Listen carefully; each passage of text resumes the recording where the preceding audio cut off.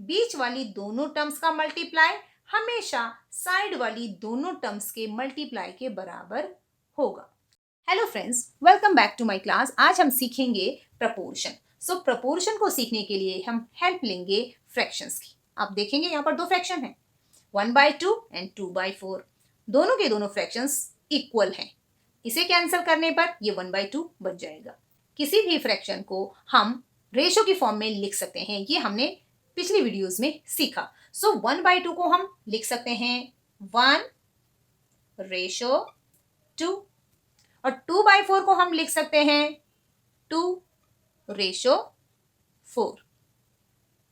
क्योंकि ये दोनों फ्रैक्शंस इक्वल हैं, इसका मतलब ये दोनों रेशो भी इक्वल है। तो फिर कैसे शो करेंगे?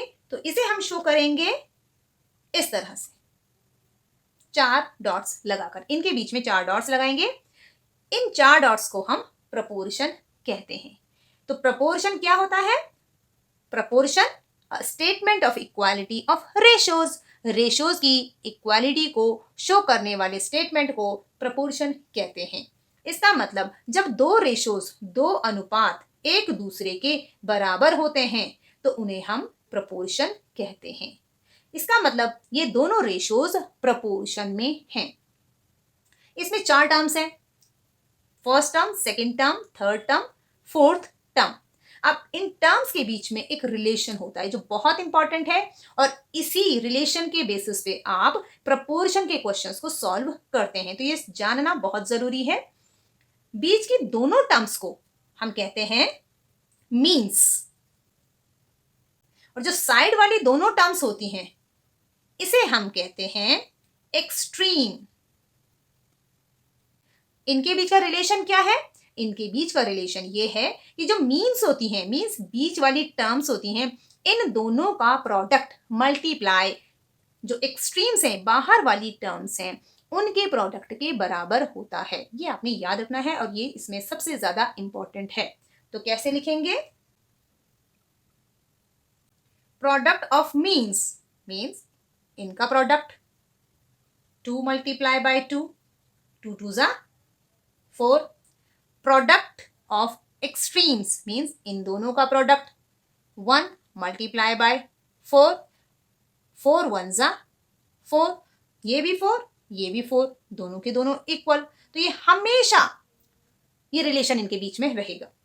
जब भी दो रेशो प्रपोर्शन में होंगे, कोई भी दो अनुपात बराबर हैं, तो ये रिलेशन उनके बीच हमेशा रहेगा, और इसी रिलेशन को यूज करके आपने अपने क्वेश्चन को सॉल्व करना है।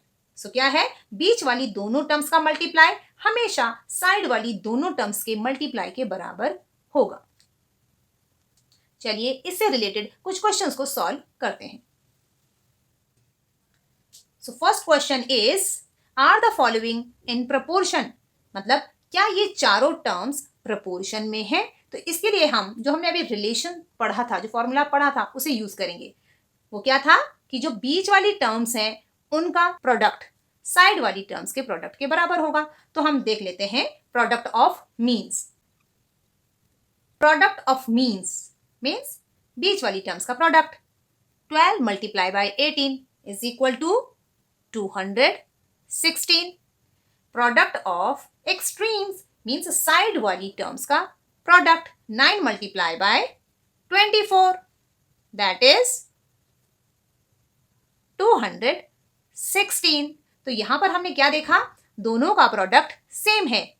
216 मीन्स का भी प्रोडक्ट है, मीन्स बीच वाली टर्म्स का भी जब हमने मल्टीप्लाई किया 216 आया, और जो साइड वाली टर्म्स थी, एक्सट्रीम्स थी, उनका मल्टीप्लाई किया तब भी 216 आया। तो ये दोनों इक्वल है, इसका मतलब ये चारों टर्म्स प्रपोर्शन में हैं। तो ये चारों टर्म्स प्रपोर्शन में हैं, तो हम कैसे लिखेंगे?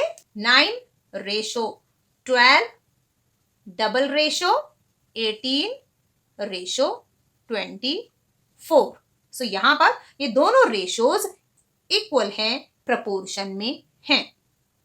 इसको ऐसे भी लिख सकते हैं कि these terms are in proportion. Next question is 3, 4, 8 and 16। ये चारों टर्म्स दी गई हैं और पूछा गया है कि क्या ये प्रपोर्शन में है। सेम वैसे ही हम करेंगे जैसे हमने पिछले क्वेश्चन में किया। प्रोडक्ट ऑफ मीन्स, मीन्स बीच वाली टर्म्स का प्रोडक्ट.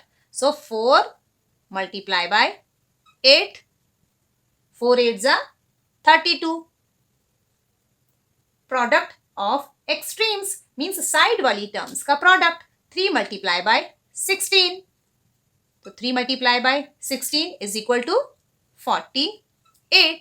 अब आप यहां पर देखेंगे कि ये दोनों नंबर डिफरेंट हैं, यानी कि प्रोडक्ट ऑफ मीन्स बीच वाली टर्म्स का प्रोडक्ट साइड वाली टर्म्स के प्रोडक्ट से अलग है.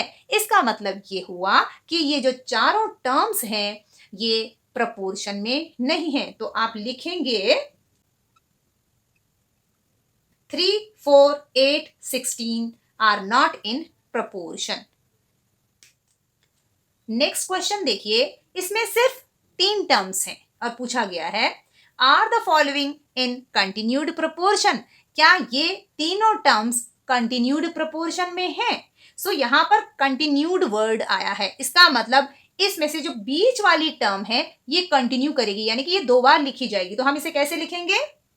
3, 9, 9, 27. अब हम इसे बिल्कुल वैसे ही सॉल्व करेंगे जैसे हमने पिछले क्वेश्चंस किए. बीच वाली टर्म्स का प्रोडक्ट अगर साइड वाली टर्म्स के प्रोडक्ट के बराबर आता है तो ये तीनों टर्म्स कंटिन्यूड प्रपोर्शन में होंगी. यहां पर तो ये 4 टर्म्स बना ली हमने, क्योंकि कंटिन्यूड का मतलब बीच वाली टर्म 2 बार लिखी जाएगी. सो हमने सॉल्व बिल्कुल वैसे ही करना है. चलिए करते हैं. प्रोडक्ट ऑफ मीन्स दोनों बीच वाली टर्म्स का product. 9 multiply by 9 and that is 9 9 जा 81. Product of extremes 3 multiply by 27. So 3 multiply by 27 is equal to 81. तो आप देखेंगे कि यहां पर दोनों नंबर सेम है. हमने बीच वाली टर्म्स को मल्टीप्लाई किया तब भी 81 आया, हमने साइड वाली टर्म्स को मल्टीप्लाई किया तब भी 81 आया. इसका मतलब ये चारों के चारों प्रपोर्शन में हैं. अब ये 4 प्रपोर्शन में है तो क्योंकि बीच वाली टर्म को तो हमने 2 बार लिखा था, क्योंकि ये कंटिन्यू हो रही है, तो ये कहां से आई थी? यहां से. इसका मतलब ये तीनों टर्म्स कंटिन्यूड प्रपोर्शन में हैं. So these terms are in continued proportion. अगर आपको ये वीडियो पसंद आए तो इसे लाइक करें, शेयर करें और मेरे चैनल को सब्सक्राइब करें. धन्यवाद.